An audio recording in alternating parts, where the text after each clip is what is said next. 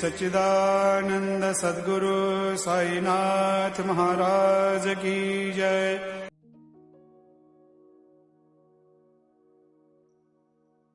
Sri Sai Satcharitra, Chapter 23. Yoga and Onion. Shama cured of snake bite.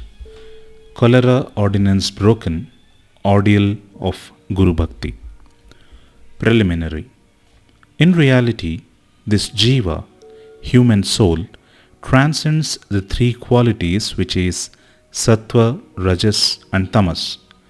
But being deluded by Maya, he forgets his nature, which is pure consciousness, knowledge, bliss, and thinks that he is the doer and thus entangles himself in endless miseries and does not know the way of deliverance. The only way of deliverance is the loving devotion towards the Guru's feet. The great player or actor Lord Sai has delighted his bhaktas and transformed them into himself. We regard Sai Baba as an incarnation of God for reasons already stated, but he always said that he was an obedient servant of God. Though an incarnation, he showed people the way to behave satisfactorily and to carry out the duties of their respective stations in the life. He never emulated others in any way, nor asked others to have something done for him. For him who saw the God in all movable and immovable things of this world, humility was the virtue. None he disregarded or disrespected, for he saw Narayan in all beings. He never said, "I am God," but that he was a humble servant, and he always remembered him and always uttered, Allah Malik. God is the sole proprietor or owner. We do not know the various kinds of saints, how they behave, what they do, etc. We only know that by God's grace they manifest themselves in this world to liberate the ignorant and bound souls. If there be any store of merits in our account, we get a desire or interest in listening to the stories and leelas of the saints, otherwise not. Let us now turn to the main stories of this chapter. Yoga and Onion. Once it so happened that a sadhak of yoga came to Shirdi with Nana Sahib Chandorkar. He had studied all the works of yoga, including the Yoga Sutras of Patanjali, but had no practical experience. He could not concentrate his mind and attain samadhi even for a short time. He thought that if Sai Baba will be pleased with him, he will show him the way to attain samadhi for a longer time. With this object in view, he came to Shirdi, and when he went to the masjid, he saw Sai Baba eating chapati with onion. On seeing this, a thought crossed his mind. How can this man, eating stale bread with raw onion, solve my difficulties and help me? Sai Baba read his mind and said to Nana Sahib, "O Nana, he who has the power to digest onion should eat it, and none else." Hearing this remark, the yogi was wonderstruck, and he fell at Baba's feet with complete surrender. With pure and open mind, he asked his difficulties and got their solution from Baba. Thus being satisfied and happy, he left Shirdi with Baba's Udi and blessings. Shama cured of snake bite. Before Hemad Pant begins this story, he says about the Jiva that it can be very well compared with a parrot, and that they both are bound, the one in the body and the other in a cage. Both think that their present bound state is good for them. It is only when a helper, that is Guru, comes and by God's grace opens their eyes and liberates them from their bondage, that their eyes are open to a greater and larger life, compared to which their former bound and limited life is nothing. In the last chapter, it was shown how Baba anticipated the calamity that was to befall on Mr. Mirikar and rescued him from it. Now let the readers hear a story more interesting than this. Once, Shama was bitten by a poisonous snake. His little finger was bitten and the poison began to spread in the body. The pain was also severe, and Shama thought that he would pass away soon. His friends wanted to take him to the god Vithoba, where such cases were often sent, but Shama ran to the masjid to his Vithoba, Sai Baba. When Baba saw him, he began to scold and abuse. He got enraged and said, "O vile Bhaturdya, priest, do not climb up. Beware, if you do so," and then roared, "Go, get away, come down." Seeing Baba thus red with wrath, Shama was greatly puzzled and disappointed. He thought that the masjid was his home and Sai Baba his sole refuge. But if he was driven away like this, where should he go? He lost all hopes of life and kept silent. After a while, when Baba became normal and calm, Shama went up and sat near him. Then Baba said to him, "Don't be afraid. Don't care a jot. The merciful fakir will save you. Go and sit quiet at home. Don't go out. Believe in me and remain fearless and have no anxiety." Then he was sent home. Immediately afterwards, Baba sent Tatya Patil and Kaka Sahib Dikshit to him with instructions to the effect that he should eat what he liked, should move around in the house, but should in no case lie down and sleep. Needless to say that these instructions were acted upon, and Shama got all right in a short time. The only thing to be remembered in this connection is the words of Baba, or the 5-syllabled mantra, which is "Go, get away, come down," were not addressed to Shama as it apparently looked, but they were a direct order to the snake and its poison not to rise up and circulate through Shama's body. Like others well versed in Mantra Shastra, he had not to use any incantation, charged rice or water, etc. His words only were most efficacious in saving the life of Shama. Anyone hearing this story and other similar ones will beget firm faith in the feet of Sai Baba, and the only way to cross the ocean of Maya is to remember the feet of Sai Baba in the heart. Cholera epidemic.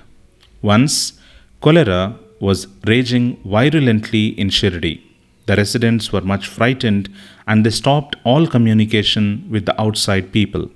The Panch of the village assembled together and decided upon 2 ordinances as a remedy to check and put down the epidemic. They were: no fuel carts should be allowed to come in the village, and 2, no goat should be killed there. If anybody disobeyed these ordinances, they were to be fined by the village authorities and Panch. Baba knew that all this was mere superstition, and therefore he cared a damn for the cholera ordinances. While the ordinances were in force, a fuel cart came there and wanted to enter the village. Everybody knew that there was dearth of scarcity of fuel in the village. Still, the people began to drive away the fuel cart. Baba came to know of this. He came to the spot and asked the cartman to take the fuel cart to the masjid. None dared to raise his voice against the action of Baba. He wanted fuel for his dhuni, and so he purchased it. Like an Agnihotri, keeping his sacred fire alive throughout his life, Baba kept his dhuni ever burning all day and night, and for this he always stocked the fuel. Baba's home, that is the masjid, was free and open to all. It had no lock and key, and some poor people removed some wood from there for their use. Baba did not grumble at this. Baba saw that the whole universe was pervaded by the Almighty, and so he never bore enmity or ill will to anybody. Though perfectly detached, he behaved like an ordinary householder to set an example to the people. Ordeal of Guru Bhakti. Let us now see how the second cholera ordinance fared with Baba. While it was in force, somebody brought a goat to the masjid. It was weak, old, and about to die. At this time, Fakir Pir Muhammad of Malegaon alias Bade Baba was near. Sai Baba asked him to behead it with one stroke and offer it as an oblation. The Bade Baba was much respected by Sai Baba. He always sat on the right side of Sai Baba. After the chilim was first smoked by him, it was then offered to Baba and others. After the dishes were served, at the time of taking meals at noon, Baba called Bade Baba and made him sit on his left side, and then all partook of food. Baba paid him also daily rupees 50 out of the amount collected as dakshina. Baba accompanied him 100 steps whenever he went away from the masjid. Such was his position with Baba. But when Baba asked him to behead the goat, he flatly refused, saying, "Why it should be killed for nothing?" Then Baba asked Shama to kill it. He went to Radha Krishnamai and brought a knife from her and placed it before Baba. Knowing the purpose for which the knife was taken, she recalled it. Then Shama went to bring another knife, but stayed in the Vada and did not return soon. Then came the turn of Kaka Sahib Dikshit. He was gold, no doubt, but had to be tested. Baba asked him to get a knife and kill the goat. He went to the Sate's Vada and returned with a knife. He was ready to kill it at Baba's bidding. He was born in a pure Brahmin family and never in his life knew killing. Though quite averse to do any act of violence, still he made himself bold to kill the goat. All the people wondered to see what, while Bade Baba, a Mohammedan, was unwilling to kill it, but this Brahmin was making preparations to do so. He tightened his dhotar and with a semicircular motion raised his hand with the knife and looked at Baba for the signal. Baba said, "What are you thinking of? Go on, strike." Then when the hand was just about to come down, Baba said, "Stop! How cruel you are! Being a Brahmin, you are killing a goat." Kaka Sahib obeyed and kept the knife down and said to Baba, "Your word is law unto us. We do not know any other ordinance. We remember you always, meditate on your form, and obey you day and night. We do not know or consider whether it is right or wrong to kill. We do not want to reason or discuss things, but implicit and prompt compliance with Guru's orders is our duty and dharma." Then Baba said to Kaka Sahib that he would himself do the offering and killing business. It was settled that the goat should be disposed of near a place called Takiya, where fakirs used to sit. Then, when the goat was being taken to that place, it fell dead on the way. Hemad Pant closes this chapter with a classification of disciples. He says that there are three kinds. 1. First or best. 2. Second or average. And 3rd or ordinary. The best kind of disciples are those who guess what their gurus want and immediately carry it out and serve them, without waiting for an order from them. The average disciples are those who carry out the orders of their master to a letter without any delay, and the third kind of disciples are those who go on postponing the carrying out of their order and make mistakes at every step. The disciples should have firm faith backed up by intelligence, and if they add patience to this, their spiritual goal will not be distant. Control of breathing, ingoing and outgoing, or Hatha Yoga, or other difficult practices are not at all necessary. When the disciples get the above mentioned qualities, they become ready for further instructions, and the master then appears and leads them on in their spiritual path to perfection. In the next chapter, we deal with Baba's interesting wit and humor. Bow to Sri Sai, peace to be all.